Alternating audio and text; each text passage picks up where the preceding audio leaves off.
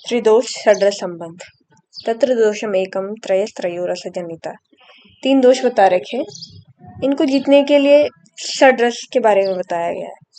यही षड्रस जो होता है इनका शमन करते हैं। तो इसमें श्लोक बता रखा है, कटु तिक्त कषायाणाम वातनाम जन्यते। कटु तिक्त कषाय रस जो होते हैं ये वात को बढ़ाते हैं, और वहीं मधुर अम्ल लवण रस इसका शमन करते हैं। कटु अम्ल लवणा पित्तम जन्यते। कटु अम्ल लवण जो है पित्त को उत्पन्न करते हैं, वहीं मधुर तिक्त कषाय रस इसका शमन करते हैं। मधुर अम्ल लवण रस श्लेष्मा की वृद्धि करते हैं, और वहीं कटु तिक्त कषाय रस इसका शमन करते हैं। ऐसा चरक विमान स्थान में बता रखा है। फिर सुश्रुत के अकॉर्डिंग श्लोक है, इसमें भी सेम ही चीज बता रखी है। मधुर अम्ल लवणा वातग्ना, मधुर तिक्त कषाया पित्तग्ना, कटु तिक्त कषाया श्लेष्माग्ना। सबसे सिंपल जो श्लोक है ये अष्टांग हृदय का है। तत्राद्या मारुतम घनंती त्रयस्तिक्तादया कफम कषाय तिक्त मधुरा पित्त मन्ये तो पूर्वते। अगर आपको ये श्लोक याद हो जाता है ना, तो आप पूरा चिकित्सा निकाल सकते हो आसानी से, किसी की भी चिकित्सा कर सकते हो। फिर सुश्रुत के अकॉर्डिंग यहाँ पे बता रखा है, शीतांशु क्लेद्यत्युर्वी। शीत आदि जो गुण है वो क्लेद को उत्पन्न करते हैं, वहीं इसके विपरीत गुण जो है इसका शोषण करते हैं। और यहाँ पे वायु को ही भगवान माना गया है। तद भाव वापि संक्षिप्तम वायु पाल्यति प्रजा। सुश्रुत सूत्र 6/8 का ये श्लोक है। ठीक है, फिर श्लोक नंबर 21/8 का है, ये भी बहुत इंपॉर्टेंट है। विसर्ग आदान विक्षेपो सोम सूर्यानिलस तथा धारियंती जगत देहम अफ पित्त अनिलस तथा। इसमें ये लोघत भाव की तरफ ही जा रहा है। यहाँ पे बता रहा है कि जिस प्रकार इस दुनिया को धारण करते हैं सोम सूर्य अनिल, उसी प्रकार शरीर में भी वात पित्त कफ इस देह को धारण करते हैं।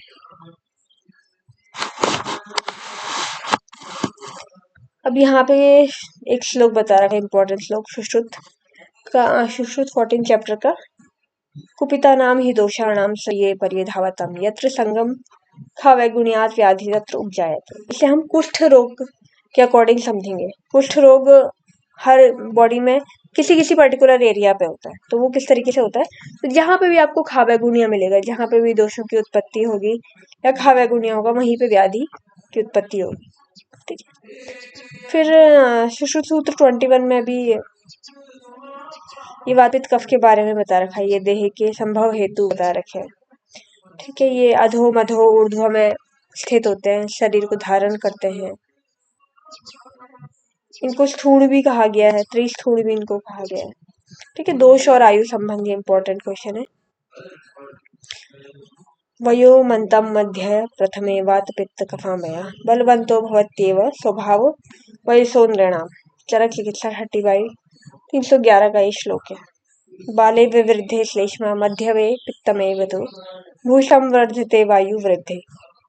बच्चों में श्लेष्मा की वृद्धि रहती है, मध्य आयु में पित्त की वृद्धि रहती है, और वृद्धावस्था में वायु की वृद्धि रहती है।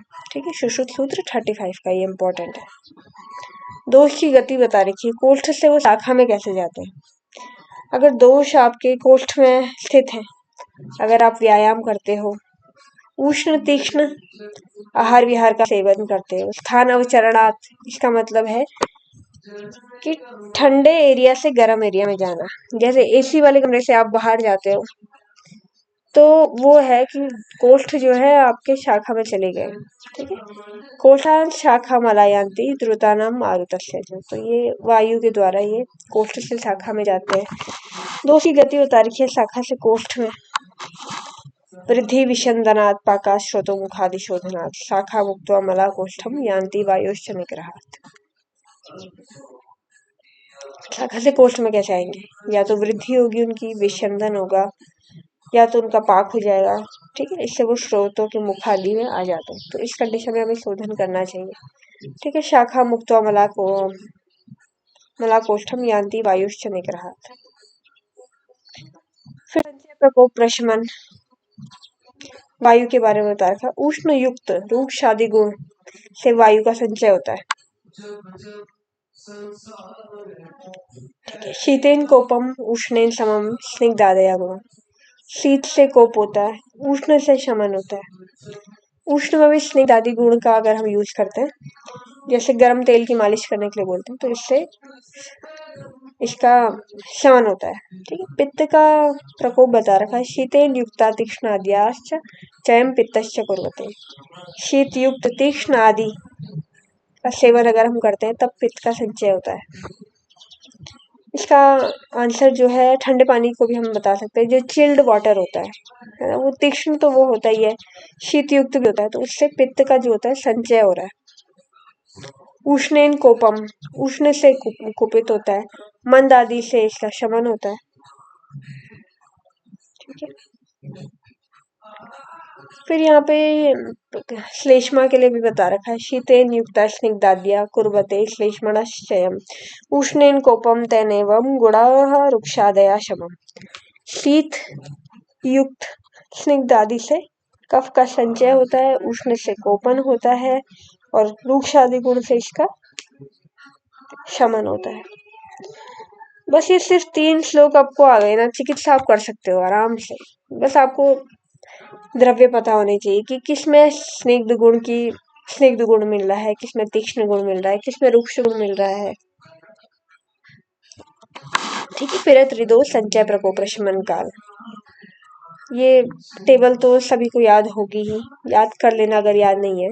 ठीक है, तो इसको याद करने का एक तरीका है, यहाँ पे देखो वात का संचय में ग्रीष्म लिखा है, फिर कफ के प्रशमन में ग्रीष्म लिखा है। तो जब हम टेबल बनाते हैं 3-3 बॉक्स की, तो ग्रीष्म ऊपर लिखते हैं, ग्रीष्म नीचे लिखते हैं, वर्षा हेमंत इधर लिखते हैं, वर्षा इधर लिखते हैं।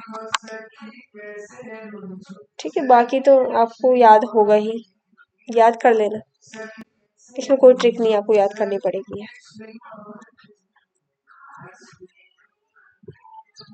त्रिदोष प्रकोपक काल, कब कब इनका प्रकोप होता है। ठीक है, तो वात का प्रकोप बता रखे, तम शीत अभ्र प्रवातेषु धर्मांते च विशेषता। वर्षा ऋतु में वात का प्रकोप होता है। ठीक है, ठंडी हवा, शीत अभ्र प्रवातेषु, ठंडी हवा के लगने से भी वात का प्रकोप होता है। प्रत्युषश्च, सुबह सुबह वात का प्रकोप होता है, अपराह्न में होता है। जीर्णे अन्ने च प्रकोपयति, खाना खाने के जस्ट बाद वात का प्रकोप होता है। पित्त का बता रखा है, तत् उष्ण काले च मेघान्ते च विशेषता। उष्ण काल में, जैसे गर्मियों में तो पित्त का प्रकोप होगा ही, अगर आप उष्ण भोजन करते हो तब भी पित्त का प्रकोप होगा। शरद के अंत में, मेघांते मतलब शरद में विशेषता पित्त का प्रकोपित बताया ही रखा है। ठीक है, ये स्वभाव से होता है। मध्याह्न में होता है, दिन के वक्त। अर्धरात्रि में होता है, जीर्यत्यन्य, जब भोजन पच रहा होता है उस वक्त पित्त का प्रकोपित होता है। ठीक है, फिर कफ है, शीते शीतकाले च वसंते च विशेषता। अगर हम शीतल आहार विहार करते हैं, शीतकाल में करते हैं, ठीक है, और वसंत ऋतु में तो कफ का प्रकोपित काल बताया हुआ है स्वभाव से। पूर्वाहन में होता है, प्रदोष काल में होता है, भुक्त मात्रे, खाना खाने के एंड में। ठीक है, जैसे हमने खाना खाया है उसके बाद जैसे कफ का प्रकोपित काल शुरू हो जाता है। फिर आश्रय भाव, ये बहुत ही इंपॉर्टेंट है। अष्टांग हृदय सूत्र 11, अष्टांग हृदय बहुत ही इंपॉर्टेंट चैप्टर है। अष्टांग हृदय पूरी संहिता इंपॉर्टेंट है। तत्र अथनी स्थितो वायु पित्तम तु स्वेद रक्तयो श्लेष्मा श्लेषेषु तेनैषाम् आश्रय आषाढ़ी मिथा। अस्थि में वायु का स्थान बता रखा है, पित्त। ठीक है, अस्थियों में वायु होता है, श्वेत और रक्त में पित्त होता है। बाकी जो भी श्लेष स्थान बता रखे वहां पे श्लेष्मा का आश्रय होता है। तदेकस्य तदन्यस्य वर्धन क्षपण औषधम अस्थि मारुते निर्वा प्रायो वृद्धि तर्पण। इसमें बता रखा है कि हम एक का शमन करेंगे तो दूसरे की वृद्धि हो जाएगी, दूसरे की वृद्धि हो जाएगी तो एक का क्षय हो जाएगा। पर वायु की कंडीशन में ये पूरा अलग है। ठीक है, वायु की कंडीशन में अगर हम वात की वृद्धि करते हैं तो अस्थि का क्षय होगा। ठीक है, तो यहाँ पे तर्पण औषधि देने का वर्णन आया हुआ है। श्लेष्मणा अनुगता तस्मात् संक्षयस तद्विपर्ययात्। श्लेष्मा के कंटेक्स्ट में यहाँ पे बता रखा है, यहाँ पे क्षय करना है हमें। ठीक है, विपर्ययात करना है।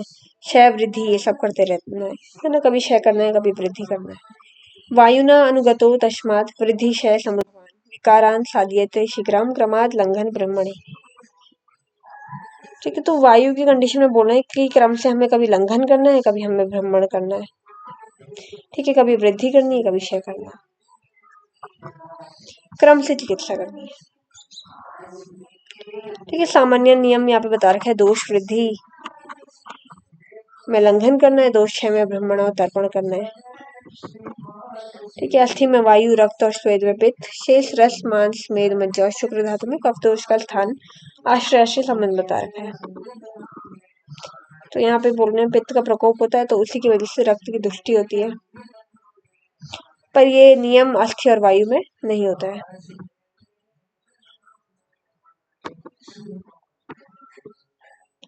ठीक है, वायु की वृद्धि में भ्रमण करना और क्षय में लंघन के द्वारा चिकित्सा करने के लिए बता रखा है।